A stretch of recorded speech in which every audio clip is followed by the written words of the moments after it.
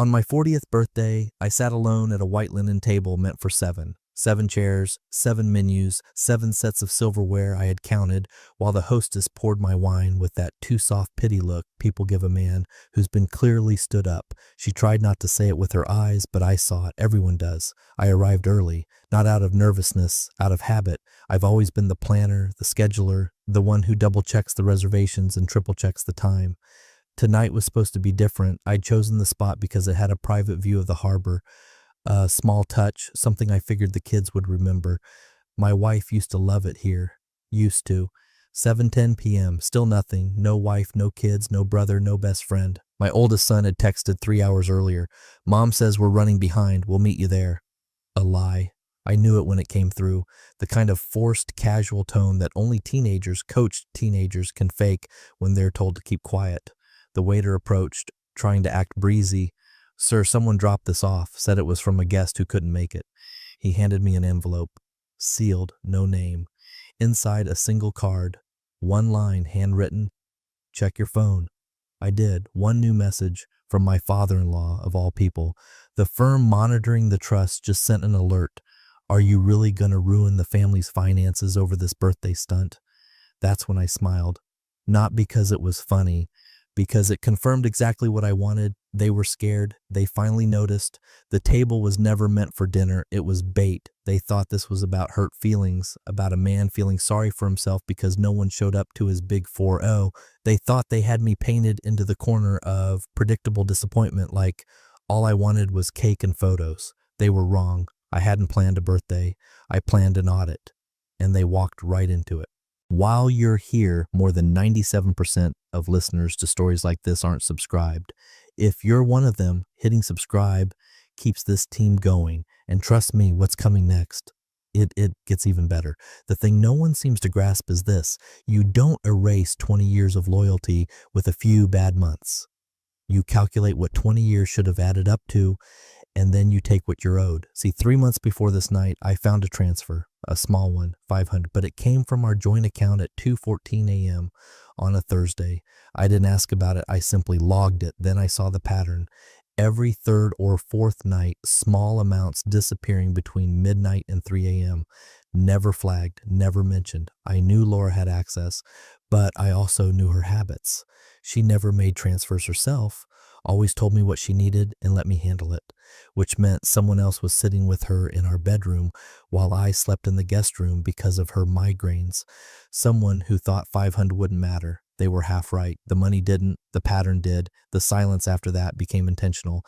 I started answering everything with a soft sure or whatever works. I became agreeable, predictably agreeable. The kind of agreeable that made them bold. She scheduled a girls' weekend with the kids, said it was a bonding trip. I nodded. She said my brother would pick them up from the airport. I nodded again. I only raised an eyebrow when she said my best friend Mike would be staying at our place to check on the dog. Our dog died in February. They all thought I was looking the other way because I was too spineless to fight, but I had already moved the investment accounts. I had already had the second deed notarized. I had already added the infidelity clause activation into the family trust paperwork they'd never bothered to read. And now her father, guardian of that very trust, was calling it a birthday stunt. They were scrambling behind the scenes, and I hadn't said a word. That's what scared them the most. Not my anger, my silence. They thought tonight's empty chairs would break me. They didn't realize they were sitting at a different table, one I set months ago. They just haven't felt it collapse beneath them yet, but they will. 3 months before the empty chairs and the sealed envelope, my youngest son was coloring on the kitchen floor while Laura made one of her calls. She always stepped out when it was one of those calls, the ones that required shutting the door but leaving it open just a crack, just wide enough to say, "I'm not hiding anything," while hiding everything. "Uncle Mark was here today," our son mumbled, not looking up. I remember the crayon he was using, green, broken in half. "Was he?" I asked, pretending to read the news. "Yeah, he brought smoothies. Mommy said not to tell." The thing about betrayal is that it doesn't start with fireworks. It starts with whispers, with green crayons and smoothies, with a kid's innocent honesty slicing deeper than any confrontation ever could. Mark isn't my brother by blood. He's Laura's. Sort of. cousin by name, practically a sibling in the way childhood summers blur families together. But more importantly, he was my friend, one of my groomsmen, the guy who cried at our wedding, the one who told me I was the calm she needed. Turns out he decided she needed a lot more than calm. I didn't ask questions, not to my son, not to her, not even when I checked the security logs and saw the garage door had been opening at 1:27 p.m. On weekdays, I thought she was at yoga. Instead, I called a different number, someone who didn't know me as David the husband or David the fool. I called my financial compliance attorney, a man whose job it is to quietly dismantle what others assume is safe. He asked one question: do you want out or do you want them exposed? I told him the truth. Both. We met every Thursday at 8 a.m., same cafe, far from town. I told Laura I was taking a stress management course. She laughed, said it was cute, that word again. Cute, like I was some soft-shelled creature floundering in midlife. First, we restructured the deed on the lake property, my inheritance, shifted it quietly into an LLC registered under a holding trust in my late mother's name. Then we moved the investment accounts, half mine by marriage, but 100% mine by planning. I signed the final transfer of liability on a rainy morning in June, walked out into the parking lot, the drizzle tapping my shoulders like applause from the sky. I'd officially removed myself from all joint debt, credit cards, mortgage, vehicles. From the outside, nothing had changed, but beneath it all, I was already gone. And then came the most delicate move, her father. I called him under the guise of a concerned update. I played the card he respects most, financial stability. Just a heads up, I said calmly. I may be moving some assets for tax purposes. Don't want to trip any compliance flags with the trust. Why now? I've been reviewing our exposure, I said. Some decisions in the household don't align with long-term security. He understood. That man's been in finance 40 years. He knows what exposure means.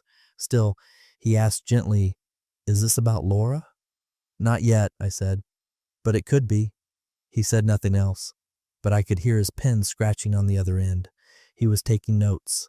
That call wasn't a confession. It was a pre-alibi. When the walls cracked, and they would, he couldn't say I hadn't warned him. Meanwhile, back home, Laura kept performing her version of normal, extra attentive, overcompensating. She'd text smiley faces, flirt at the dinner table in front of the kids, the kind of fake warmth that makes you want to rip your skin off.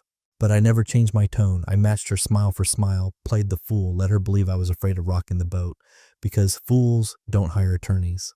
Fools don't trigger trust clauses. And fools don't lay groundwork in silence. She was so busy pretending everything was fine. She didn't notice I stopped sleeping, not out of grief, but strategy.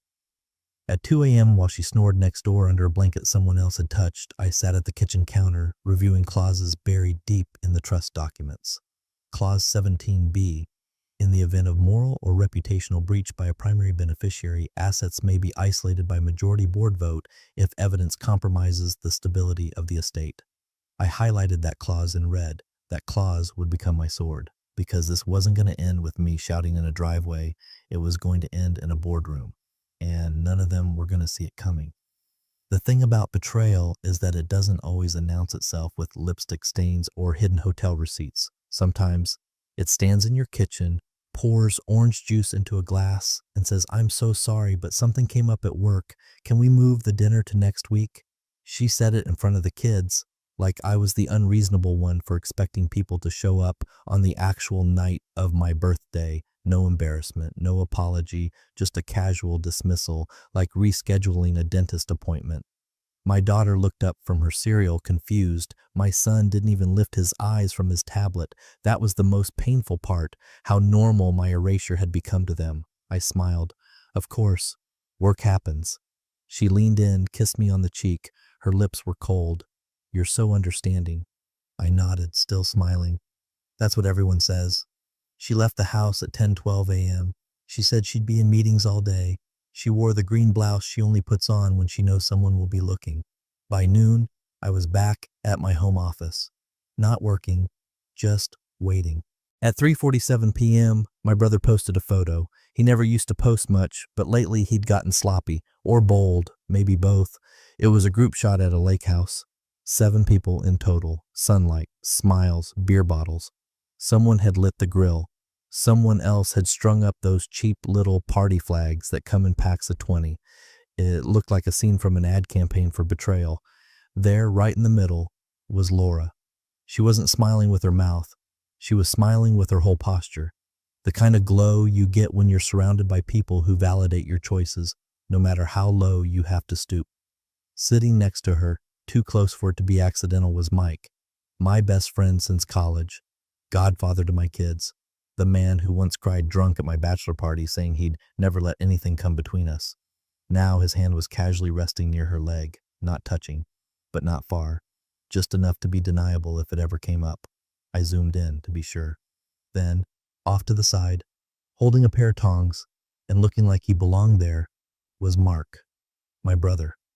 The same man who had told me, "You always overthink things, Dave. You need to chill out." Well, here I was, chilled to the bone. I took a screenshot, saved it in a folder I'd created 2 months earlier, labeled Confirmations. Then I closed the photo. I didn't text them, didn't comment, didn't even like the post. I waited. The silence was its own kind of violence. Laura came home late, said the meeting ran long, her hair was damp, claimed it was raining downtown.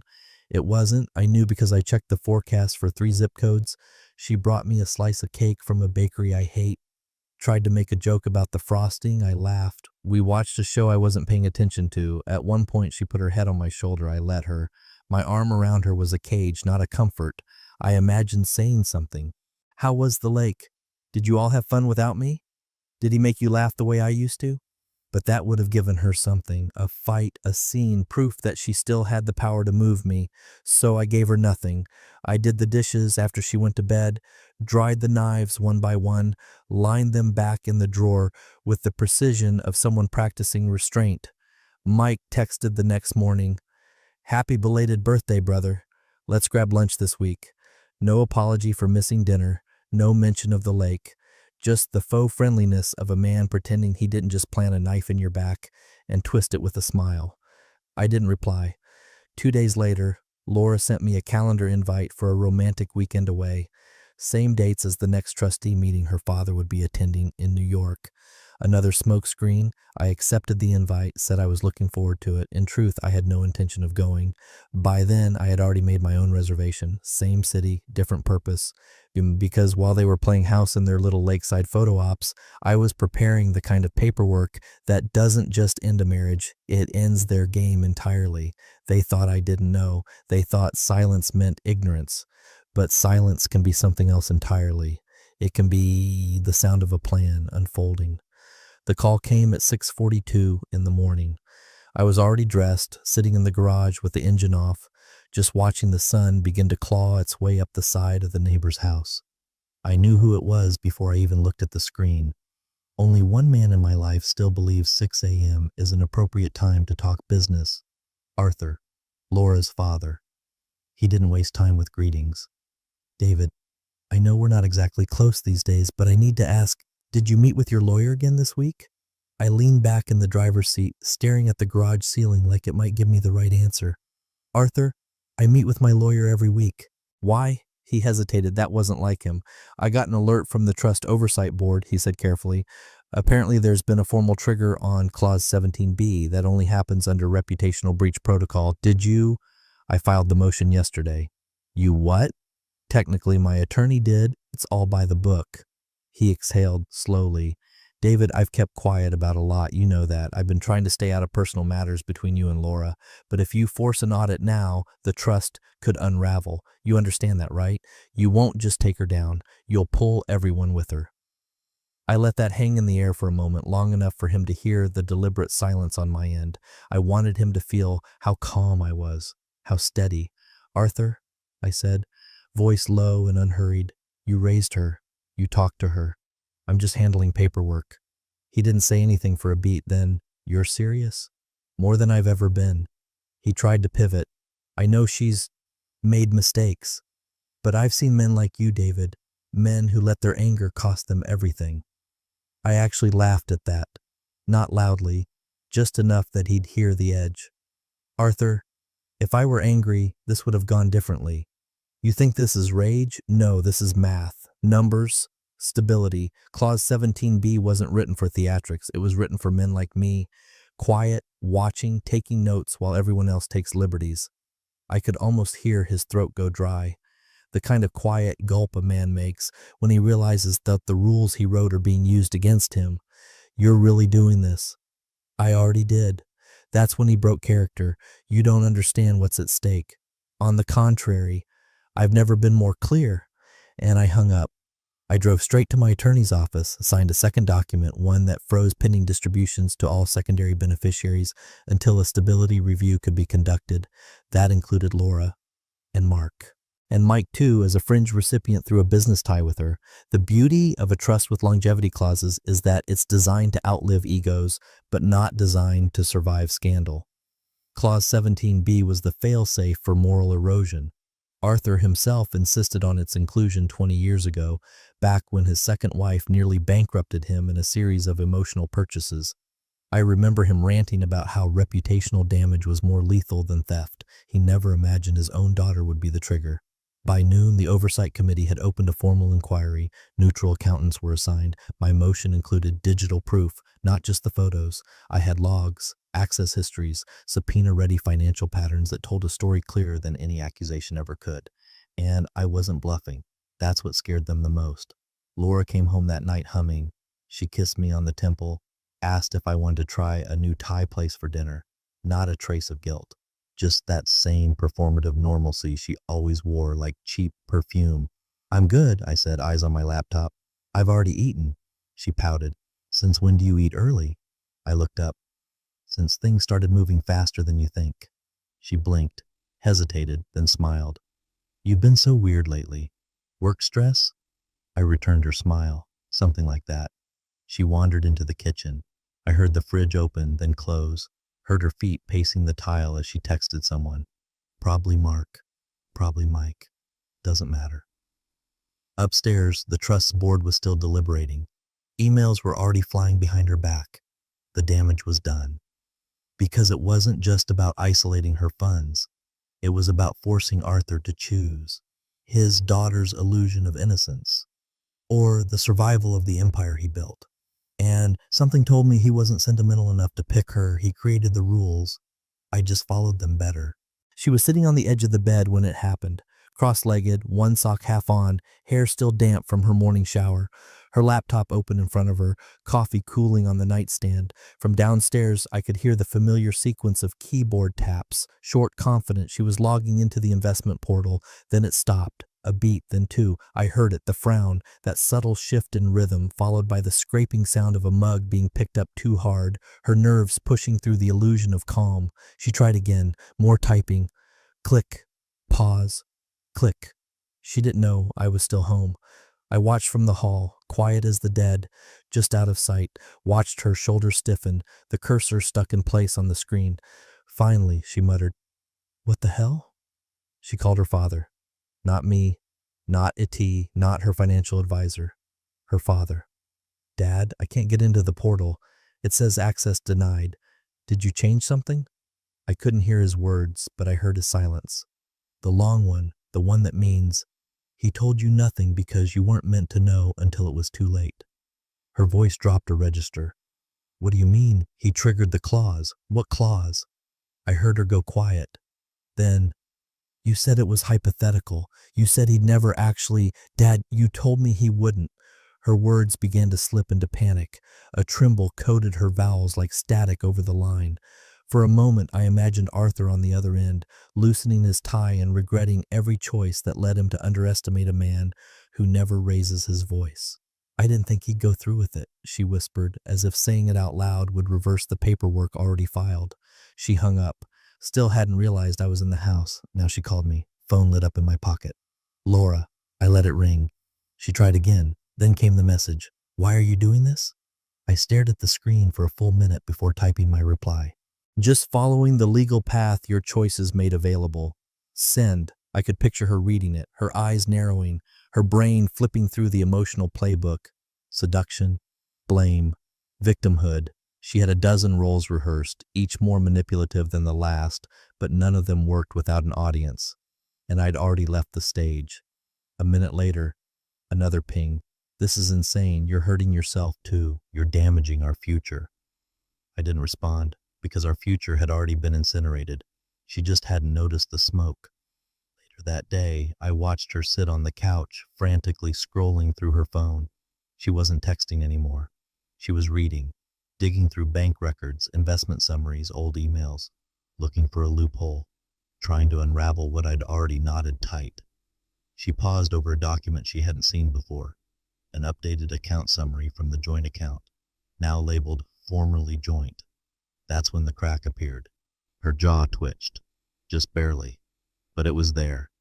That soft horror, the creeping realization that the man she thought would always stand still had started moving long ago.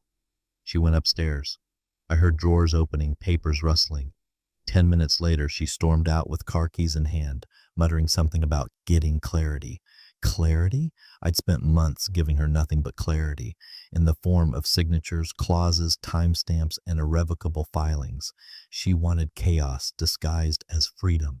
She got accountability disguised as silence. Mike texted me that evening.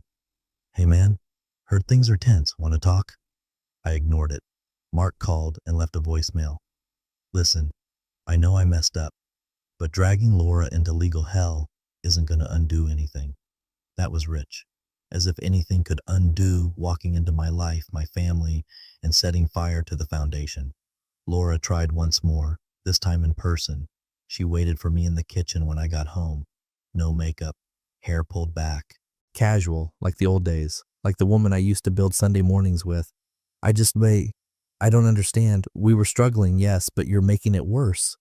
I looked at her, no anger in my face. "You've misunderstood me for a long time, Laura. I never said I'd stay. I said I'd notice." She opened her mouth, then closed it. She didn't know what to say. That's how you know the role stopped working. Because now she was out of script. She had the spotlight, and nothing left to perform. Mike called twice, left a voicemail the second time. His voice dipped in that artificial concern people slap on when they know they've been caught, but aren't quite sure how deep the knife went. "Hey man, I'm not even sure what's going on exactly, but if you want to grab a beer, talk things out, and I'm around, okay? I'm here." I listened to it twice, once to confirm he'd actually said it, like nothing had happened. Like he hadn't been sitting shoulder to shoulder with my wife at the lake house while my kids fed marshmallows to a fire I wasn't invited to. He said "man" 3 times, said "here" twice, never once said sorry, so I blocked his number, not out of rage, out of finality. There's a difference. Rage is loud and short. Finality is quiet and permanent. A few hours later, my brother reached out. Text only. He's a coward that way. No call, no visit, just 5 lines of weak sentimentality sent at 1:08 a.m. when guilt is the strongest and backbone is still asleep. I didn't know how far things went. I thought it was harmless. I didn't mean to hurt you. No punctuation, no accountability, just that slippery phrase everyone loves when they've lit your house on fire while holding the match. I didn't mean to. I scrolled up through our previous messages, screenshotted the one from 2 months ago. Mark, he's so naive it's painful. Honestly, he thinks she's just stressed. LMAO. I sent that screenshot back to him. Nothing else. He read it. I watched the read receipt blink to life, then silence. Meanwhile, across town, Laura was realizing just how deep the paperwork went. It started with a letter from the county, something dry and bureaucratic, an ownership confirmation notice. She opened it while standing at the kitchen island, sipping tea she hadn't made for anyone else in months. I was watching from the living room, pretending to read. At first, she didn't register the language. Then she read it again. Then out loud, "This can't be right." She paced, called the number on the letter, asked about the name on the deed. "No," the woman said politely. "The property is no longer jointly held. It was transferred into a trust last month. Ownership had been finalized, notarized, and refiled under a separate entity. Her name wasn't on it. No, there were no errors. No, she couldn't be added retroactively." Laura's voice cracked just once. "There must be a mistake." I didn't move, just turned a page in my book. When she hung up, she turned to me like she was trying to slow her fall midair. "You changed the title to the cabin?" I nodded. I protected what was mine, but it was ours. No, I said calmly. You just assumed you'd always have access. She looked stunned, the kind of stunned people get when the scaffolding they've built their delusions on finally collapses, like gravity had just remembered to apply itself. David, you're making this ugly. I haven't raised my voice once. She sat down, the letter still shaking in her hand. You're punishing me. I looked at her for a long time. I'm correcting the ledger. She didn't understand that, not really, because Laura lives in a world where actions float unconnected from consequence, where charm and denial are enough to deflect damage, not anymore. Later that week, Mike sent an email, the subject line, "Please just talk to me." I archived it without opening. Mark tried to get our cousin involved, someone neutral, someone outside the drama. I got wind of it through a mutual friend. Apparently, Mark told him I was losing it, acting irrational, said I was letting pride destroy everything. I didn't respond, but I did send our cousin one thing, a single-page PDF labeled Trust Modification Acknowledgement. He read it, said nothing, because you don't argue with a man holding the original signatures. Laura, in one last swipe at redemption, called my sister to clear the air, said she was just lonely, confused, not herself. My sister hung up on her. The circle was closing, and she could feel it, how small her safety net had become. The arms she thought would catch her were folding. Because the thing about betrayal is that it's not just what you do, it's who watches you do it. And now they were all watching her drown, while I stood on the shore, folding the boat I'd built with their names off the manifest.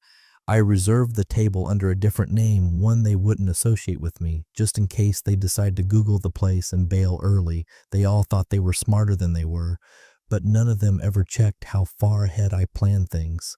The reservation had been made 6 weeks prior, same night as my birthday, just a different venue. I even called to confirm 2 hours before to make sure the envelopes were placed exactly where I requested. 4 place settings: white tablecloth, private room, low light, no music. I sat down early facing the entrance. The manila envelopes were already there, thick enough to be menacing, neatly labeled in my handwriting. No drama, no red marker, no revenge fantasy sloppiness. Just truth, printed, notarized, cross-referenced, and fully legal. Laura arrived first. She was dressed for reconciliation. Soft colors, minimal makeup, that vulnerable expression she always wore when she wanted to be forgiven without saying sorry. The kind of look that had worked on me for 15 years. It didn't anymore. She smiled nervously. "Hey, this is unexpected. Thank you for inviting me."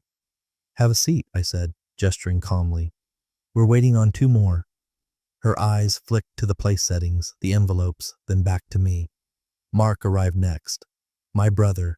Same fake grin he wore at every family barbecue. He walked in like we were grabbing drinks after a long day, like betrayal was just another hobby he picked up on weekends. "Dave," he nodded, "wasn't sure what this was, but glad you called." "Sit down, Mark." He looked at the envelope, then took his seat. No more small talk. Mike came last. Of course he did. Always fashionably late, always making an entrance like someone asked for it. He walked in like a man summoned to accept forgiveness. "Look at us," he said, pulling out his chair. "Feels like old times." "It's not," I said. No waiter came. I'd prepaid the room, no interruptions, no refills, just us. They looked at each other, then down at the envelopes. No one touched theirs. Finally, Laura leaned forward. "David, what is this?" I didn't answer. I opened my own envelope. They followed, inside each, printed email chains, bank transactions, photo timestamps, group messages, access logs, property transfers, cross-highlighted, dated, initialed.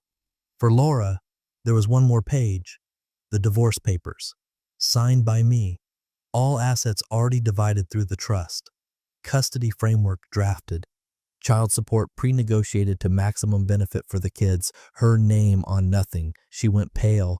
"You brought the kids into this?" I looked at her, flat, unwavering. "You brought him into our home. I just made sure they wouldn't suffer for it." Mark flinched. Mike tried to speak. "Dave, look. This is brutal.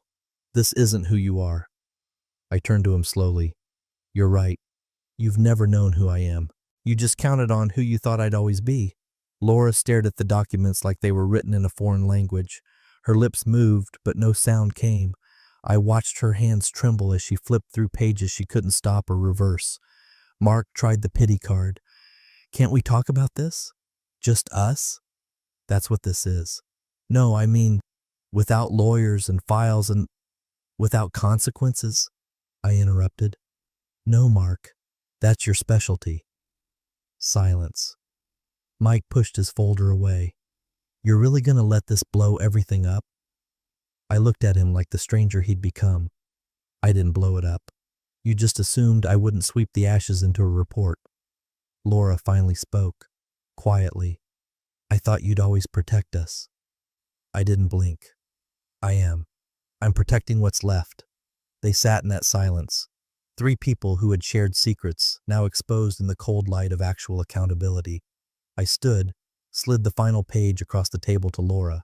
A custody calendar, broken down by week, by school term, by holiday. I'll handle the transition. Lawyers already have instructions. If you need clarity, refer to page 12. Mark opened his mouth. I held up a hand. Don't, not a single word. I turned to leave, my jacket already on, phone in my pocket. The door shut behind me with the softest click. Inside, no screaming, no grand breakdowns, just the quiet sound of control slipping out of their hands. And the dinner they would never forget. For the truth they were forced to chew without salt or mercy. Arthur received the notice on a Tuesday morning, delivered by hand, couriered directly from the trust's legal board, not emailed, not faxed, delivered. That's how you know it's serious in his world. A paper trail with weight. He read it 3 times before sitting down, folded it once carefully, then again, placed it next to his coffee like it might cool off if he ignored it long enough. Due to a verified breach of the stability clause, all beneficiary privileges assigned to Laura H. are hereby suspended, effective immediately, pending the outcome of internal arbitration. The wording wasn't dramatic. It didn't need to be. It was surgical, precise, final. Her father stared at it like a loaded gun, because it was one, a financial one, pointed directly at the empire he'd spent 40 years building. And all because his daughter thought she could outrun paper and protocol. He waited until noon to call me. I didn't answer the first time, or the second. Third time, I picked up. David, he said, voice strained, I got the board's notice. I said nothing. He exhaled slowly, as if trying to slow the spinning of the earth. This doesn't have to go this way. It already has. I know she disappointed you, but this is too far. Far. I repeated. Arthur, far was when she turned our kids into alibis.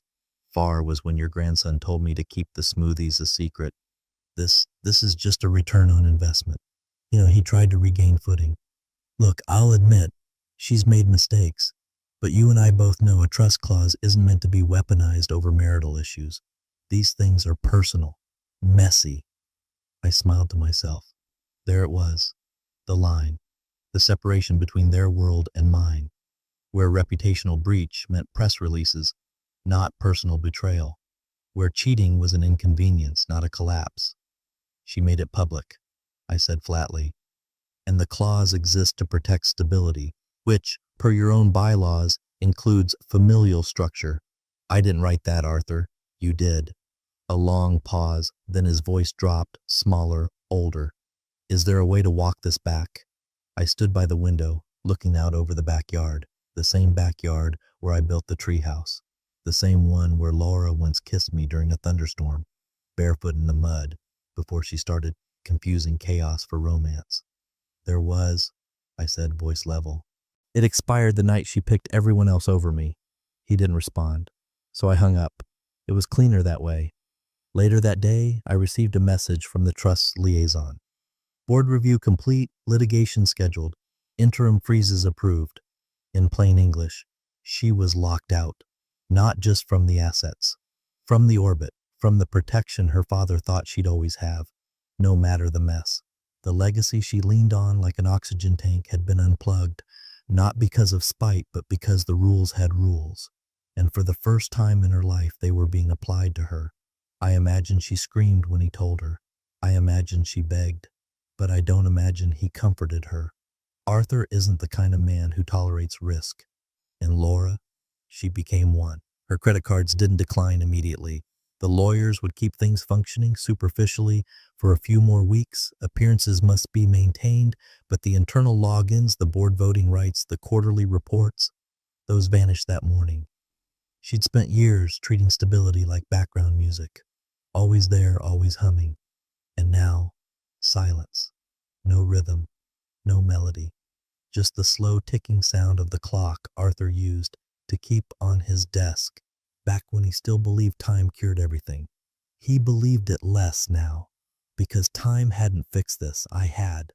It started as a footnote, a 300-word post buried mid-scroll on a niche financial ethics blog run by a retired compliance officer with a surprisingly decent following. The headline was vague but intriguing. Marital misconduct clause shuts down beneficiary pipeline in family trust. Board invokes clause 17B. No names, no dates, but just enough detail to light the fuse. They referenced an unnamed heir of a long-standing generational trust, whose access had been frozen pending internal litigation following a breach of the familial stability clause reportedly linked to reputational risk involving an extramarital affair. The article hinted that the clause had only been used twice in the last 20 years and never successfully, until now. It was the kind of story financial lawyers devour, the kind that sends late-night emails flying across firm servers, the kind interns are tasked with monitoring just in case it connects to a current client. By the second day, 3 more blogs had reposted it. One added speculative detail about corporate backlash and rumors of internal memos related to fiduciary misrepresentation. Still no names. Still no confirmation. But by then, the people who mattered had already read between the lines. I said nothing, never liked headlines anyway. Laura called me 3 times the following week. I didn't answer. The 4th time, she left a voicemail. Shaky, strained. David, it's spiraling. People at the firm are whispering. My supervisor asked if I needed time off. I told her no, and she looked at me like I was radioactive. She paused. They know, David. I don't know how, but they know. Please, can we talk? I deleted the message because this was never about revenge. It was about momentum. And now, it had its own. On Wednesday morning, she was escorted out of her office. Not loudly, not with HR dramatics. Quietly. A walk from the corner office to the elevator with a blank face and a cardboard box. Her firm cited reputation concerns in ongoing internal matters. She didn't get a severance package. They called it non-compliant conduct inconsistent with moral character clauses. Irony doesn't always knock on the front door. Sometimes it sends a certified letter and changes the locks. That afternoon, I had a meeting at a quiet cafe downtown. Neutral ground. A woman waited at a back table, her notepad already open. "Thank you for coming," she said. "I'm off record. We can keep it that way unless—" I cut her off. "You're not getting a quote." She tilted her head. "Then why are we meeting?" I slid a sealed folder across the table. Heavy, neatly labeled. "What is it?" "Truth. Paper trail only. If they try to spin it, and they will, you print that." She opened the flap just a crack, saw the dates, the receipts, the certified filings, the notarized transcripts, color-coded, chronological, brutal. "No fingerprints?" she asked. I shook my head. "None of mine." She looked up. "Why now?" "Because stories evolve, and when they do, facts should be ready to outlast them." She nodded slowly, closed the folder, and slid it into her bag. We didn't shake hands.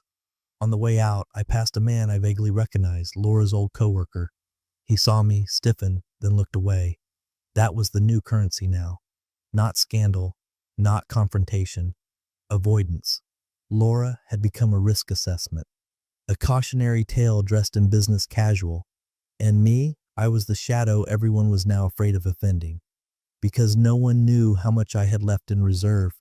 No one knew how far I was willing to let it go. Truth is, I didn't know either. What I did know was this. Every time someone whispered the word trust in that firm, someone else flinched. And that was worth more than revenge. The table was smaller this time. Square, modest, tucked in the corner near the window where the light hit just right before sunset. No white tablecloth, no 7 empty chairs, no illusion of celebration built for people who were never going to show. Just 3 menus, 2 kids, and me. My son fidgeted with the breadstick wrapper. My daughter looked older than she had a year ago, though she wasn't. Maybe it was the silence she'd absorbed from the adults around her, the unspoken way kids learn who lied to whom without needing it spelled out. I raised my glass, just water tonight, and nodded to them both. Thanks for coming. My daughter smirked. You think we'd miss this? You've been planning it for weeks. It's your, what did you call it? Not a birthday, I said. She grinned. Right, not a birthday, which just so happens to fall on your actual birthday. My son laughed. You're so weird, Dad. I didn't argue. Weird fits. Quiet men always look strange after the storm clears and they're still standing. We ordered, talked about school, about her band audition, about his math teacher who couldn't remember anyone's name. I listened more than I spoke, letting their voices repaint the room with something that felt like peace. Not joy, not yet, but peace. When dessert came, so did the waiter. Not the same one from last year, but older. Polished, the kind of guy who'd been doing this long enough to know when something wasn't just a delivery. He slid an envelope across the table. No name. Manager said to give this to you. A gentleman stopped by earlier today. Said you'd understand. I stared at it, didn't touch it right away. My daughter leaned in. Mysterious. Maybe it's from a secret admirer. Only admirer I need is sitting across from me, I said, raising an eyebrow. She rolled her eyes but smiled anyway. I opened it. 1 check. Blank. And 1 line. Written in that tight, slanted script I knew from years of birthday cards and passive-aggressive notes on refrigerator doors. Legacy before loyalty. I chose wrong. You didn't. Arthur. No return address, no explanation, just that, like he was trying to buy back time with silence. I folded the check once, slipped it back into the envelope, tucked it under my wallet, and forgot about it. There are things that can't be undone, and there are others that don't need fixing because they were never broken. They were just misjudged. Laura still lives in the city, rents now. Her father restructured the trust, but not in her favor. She works for a smaller firm, lower profile. No clients that care about whispers. We speak only when necessary. Logistics, the schedules, school pickups. The kids don't ask much about what happened. They don't need to. They saw enough. I caught my daughter watching me just then, glass still raised. She tapped the rim. To Dad, she said quietly, who knew everything and still chose dignity. My throat tightened. I didn't raise my glass right away. That toast hit harder than any courtroom win or blog post could because it wasn't scripted, wasn't a consolation prize. It was earned over time, with silence, with boundaries, with not becoming the very thing I'd been betrayed by. I finally lifted my glass to learning what to keep and what to let go. The sun dipped just below the skyline as we clinked our glasses. No audience, no headlines, just a quiet kind of triumph that no one can take credit for except time, strategy, and the refusal to let betrayal become identity. Later that night, I pulled the envelope from my coat pocket, stared at it one last time. Then I tore the check in half. Legacy isn't something you inherit. It's something you protect. And some debts aren't worth collecting.